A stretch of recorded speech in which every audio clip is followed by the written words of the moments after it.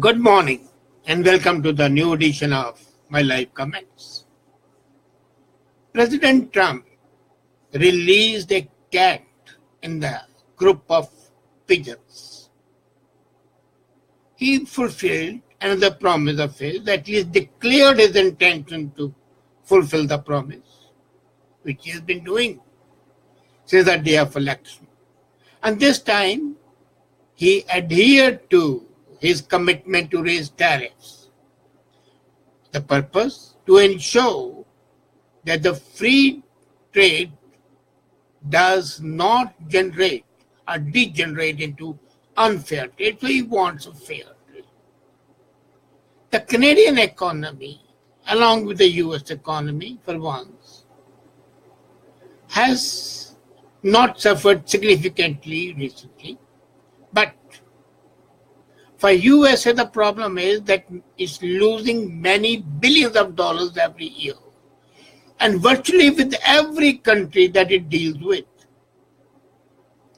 Now, when you're down to $100 billion worth with one country, and they get cute, then isn't it very normal to say, okay, either you trade on a level playing field or better not trade at all. Even a gambler leaves the gambling table if he has lost or keeps on losing. If globalization was positive and mutually beneficial, a win-win situation, this problem would not have arisen. Unfortunately, the tables were highly tilted against the developed countries, and USA, as a big brother, covered all the risks. They were losing. They opened their trade to everybody, but the people with whom they were trading were imposing duties, as in India. The Indian mobiles come with zero duty to USA. But when US bikes used to go to India, the duty was 100%. Recently, Modi reduced it to 50%, but even then 0% compared with 50%. So, President Trump caused a flutter in the flock of pigeons, as I say, by releasing the cat over there. And when I look at the global growth rate between 3 to 4% and US growth rate at 2%, there is something wrong somewhere. The Economic Intelligence Unit regularly assesses the economic health, and it is possible, according to EIU, that there may be prolonged collapse.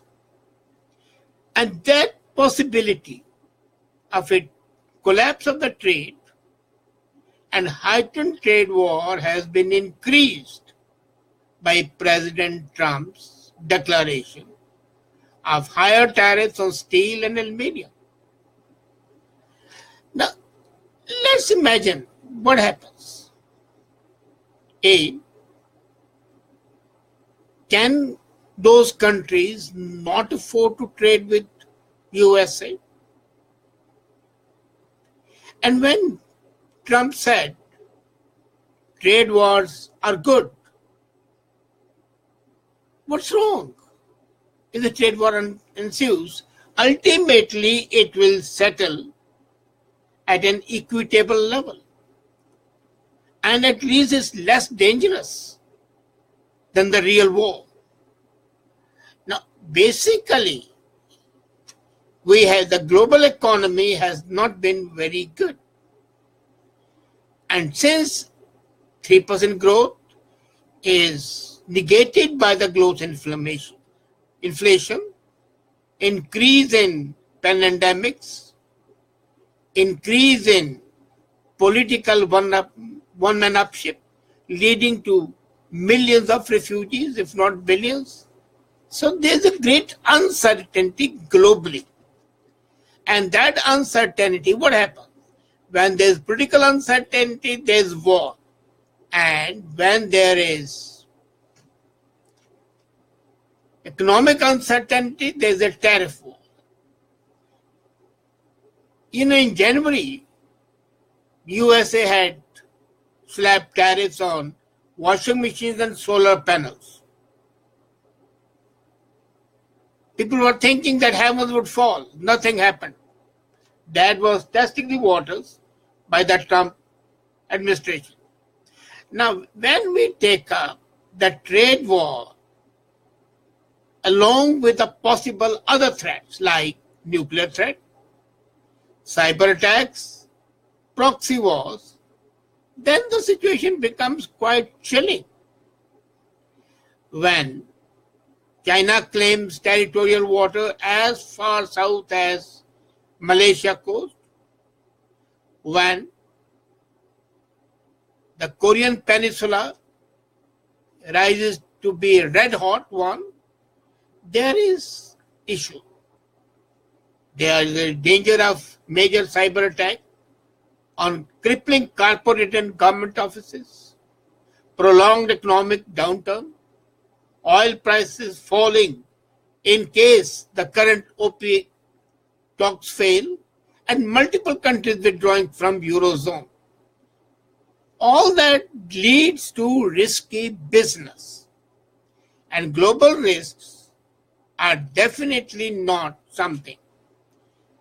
Today the biggest risks politically are cyber attack, drought, natural disaster. These are the global risks. And trade war is now becoming a global economic risk. But is it really bad? As a matter of fact, it's not so bad. Why? The simple reason, any trade has to be a win-win situation. In the days of colonialism, it was perfectly normal and accepted that the winner takes all. But today, when we say all countries are at the equal level, winner doesn't take all. It has to be, as I said earlier, a win-win situation. Now, compare USA and Canada. Canada has been exporting to USA for a long time. And definitely 87% exports of Canada go to USA. But 87% of the exports of USA do not come to Canada. Hardly 10% of that comes to Canada. And in case Canada raises the tariffs on one product and USA retaliates, who would be harmed? Canada.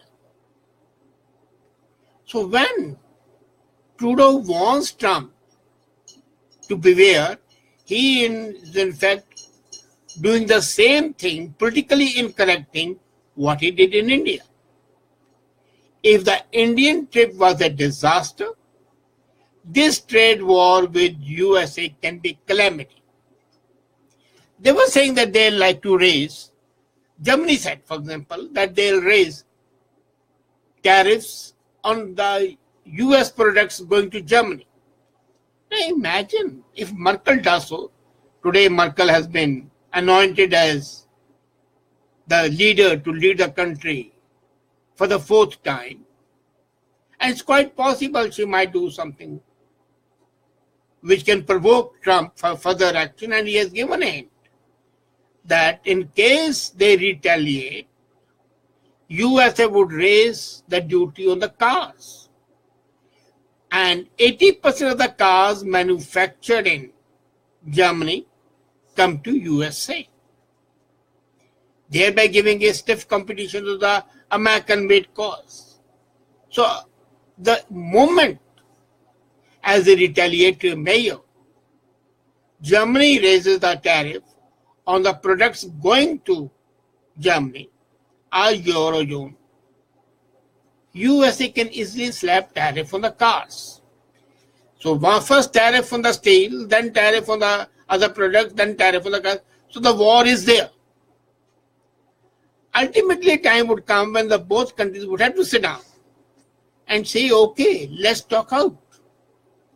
Now, what happens to Canada? Let's be very concerned with that. I'm being a Canadian. Canada has very few options, rather no option at all. It would clearly lose a war with the United States because of the quantum of exports. And I've always been saying that US has been going against the dictum of my grandma.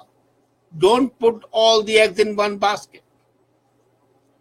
And legal remedies Canada has are very few. As a matter of fact, Trump has been a businessman and he foresaw what could happen. And very cleverly, which no other country could imagine, he invoked the concept of national security to justify the tariffs. And the World Trade Organization and NAFTA both are the large part of exceptions that permit countries to block imports in the name of national security. US court, the case will ultimately go to WTO, but he says, I'm not going to bother with the WTO orders, and WTO has no enforcing power. And the US courts would respect the president's view because of the national security invoked. So, ultimately, the government of Canada and the people of Canada would have to accept the higher tariffs and try to ensure that it does not happen on other products. Canada's best option is to continue making friends in the United States, whether it's the president's White House or members of the Congress, farmers, big manufacturers, and others. No one wins a trade war, as I said earlier. It's a no win-win situation, far I go. But it does lead to a level battling field. There might be an incentive to unilaterally respond and raise tariffs in countries like Canada, China, Germany, and others. But they will be hurting themselves. For example, the long dispute with USA through WTO. Have we gained anything till today? So, if we don't gain it, why think of that? Canada would be a net loser in case of a trade war with USA. Let's start with the most obvious thing. US economy is 10 times larger than Canadian economy. It is 20 trillion GDP as opposed to 2 trillion GDP of Canada. So, it's largely self-dependent. It's not dependent on Canada. Being independent, they can afford to take risk because what they'll say is, okay, higher prices are going there, but these higher prices are being offset by more employment as well as higher income. Recently, millions of jobs were created by Trump administration. Wages have gone up. If both things are going up, who loses in USA? Then states like Ohio are all the time in favor of restricting the imports of aluminum and steel, because the steel workers in USA today are suffering because of zero import duty. At that one time, Ohio and Pittsburgh used to be the centers of the steel production in the world. Not today. The major steel is coming from US to USA from Canada, and aluminum from Canada, and steel from Germany and others. Very, very large economies such as USA, such as China, such as India, they have much more degree of freedom than countries like Canada, though they might be very rich, but their economy is not that rich. Compare Canadian economy, which is a member of G7, with economy of India. It's nowhere. I'm not still talking of the top economies like USA and China. Even in India, it doesn't compare. It doesn't compare even with South Africa, as a matter of fact. Looking at the totality of the economy of 2 trillion GDP, I marvel how can they afford to annoy the largest single trading partner in the world. And what's the solution? It is to have a revised NAFTA without standing on prestige, covering all industries and sectors in the private one. I will not include the public sector undertakings like CBC and Canada Healthcare. And that agreement, that new NAFTA should protect against arbitrary protectionism. And it should be a level playing field. Another part can be a tripartite agreement among the 3 countries, Mexico, Canada, and USA, to set up a joint tribunal for deciding the dispute cases. Today, 90% of the dispute of NAFTA is because the references to WTO. So President Trump wants it to the national government. Okay, you don't want the national government because that will be prejudiced in favor of USA. Then you have a tripartite agreement, a court in which the representatives of all the 3 countries are there. So 3 of them are there, and you can have 2 internationally known jurists. And the decision of the majority of these 4 can be binding. There are ways and ways of finding out. But adopting a pose of injured moral values has no play in economic wars, in trade wars. And let's not forget that the trade wars once lost take a long time to recoup. So discretion in this case is better part of the valor. We must give up Canadian protectionism for dairy industry, for telecom industry, for banking and airlines, which are protected today. And that is why for your mobile costs, your cell phone costs are the highest in the world. If you let the Verizon and others come to Canada, the cost will come down by at least 40%. Good for the Canadians. Of course, bad for Rogers and Bell and Shaw. But is the government working for the big corporates or working for the people of Canada? If you want free trade, then why are you having these 7 industries as protected industries? It's a time to ensure that the trade wars do not degenerate into real war. There's every danger of that. Let the trade war remain a trade war, and that war also to be decided across on the table, keeping in view the canons of equity, justice, and expediency. A level playing field hurts no one. So let's be fair and go in for fair trade. That's the best way out. Thank you.